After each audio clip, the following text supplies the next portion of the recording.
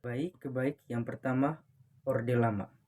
Nah, Orde Lama adalah masa pemerintahan yang terjadi dari tahun 1945 hingga 1966.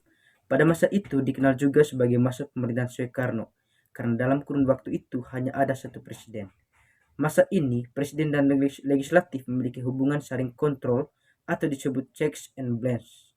Pada masa ini, terjadi beberapa pergantian sistem pemerintahan dari parlementer, demokrasi liberal, hingga demokrasi terpimpin. Nah, pemerintahan parlementer berlangsung dari tahun 1945 hingga 1950. Sistem pemerintahan ini berlangsung dengan adanya fungsi ganda pada presiden, yaitu sebagai badan eksekutif dan juga legislatif.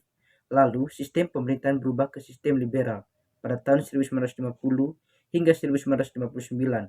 Pada masa itu, sistem perekonomian juga menggunakan sistem yang sama, sehingga presiden dan wakil presiden tidak bisa diganggu-gugat oleh berbagai hal. Nah, bahkan presiden punya hak untuk membubarkan DPR. Oke, berikutnya Orde Baru. Pada masa ini, presiden sudah digantikan oleh Soeharto. Sistem pemerintahan pada masa ini adalah presidensial. Selain itu, pada Orde Baru ini, UUD 1945 kembali digunakan sebagai konstitusi negara. Nah, masa pemerintahan ini di Indonesia banyak mengalami perkembangan yang lebih baik. Pemerintah berhasil membuat kebijakan ekonomi dengan hasil mata uang nasional stabil. Bahkan, banyak pembangunan terjadi pada masa itu. Meski begitu, masa pemerintahan Orde Baru harus dipegang penuh oleh presiden.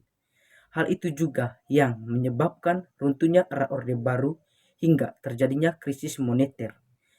Nah, krisis moneter yang terjadi dari tahun 1997 membuat masa pemerintahan ini berakhir pada Juli 1998.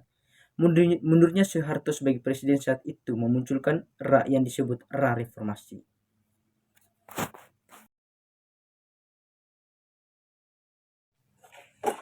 Oke, berikutnya era reformasi. Nah, era reformasi ini terjadi dari tahun 1998 yang merupakan masa peralihan dari Orde Baru ke masa selanjutnya.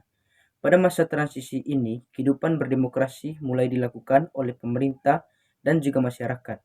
Era reformasi dimulai dengan kepemimpinan B.J. Habibie yang menggantikan Soeharto. Masa ini juga membuat banyak partai politik independen muncul tanpa adanya pengaruh militer. Nah, pemberdayaan masyarakat sipil juga terjadi dengan penyampaian informasi secara transparan.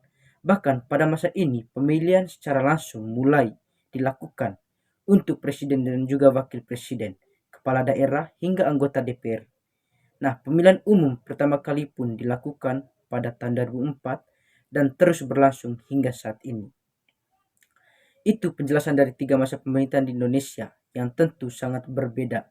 B.J. Habibie membuat reformasi besar-besaran pada sistem pemerintahan yang dijalankan dengan terbuka dan demokrasi yang menonjol.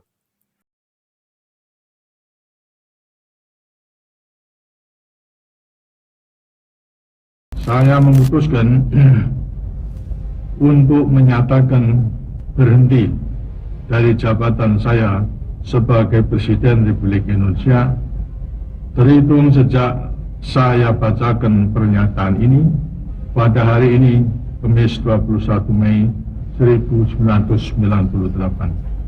Ya, setelah 32 tahun berkuasa, Orde Baru tumbang dalam rentang 5 bulan penuh huru-hara selama 1998. Soeharto turun dan B.J. Habibie, wakilnya, naik menggantikannya.